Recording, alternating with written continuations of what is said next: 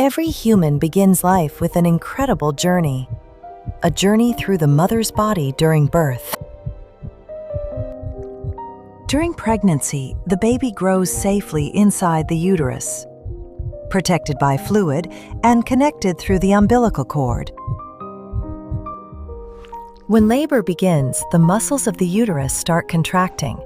These contractions slowly push the baby downward. At the bottom of the uterus is the cervix. During labor, it slowly opens wider in a process called dilation. The baby carefully moves down toward the birth canal. The head usually turns into the best position for delivery.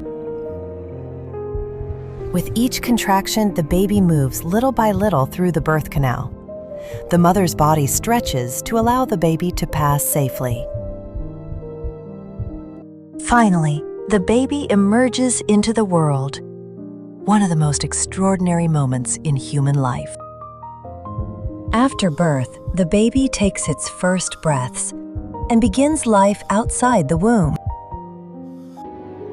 A journey guided by biology and powered by the human body.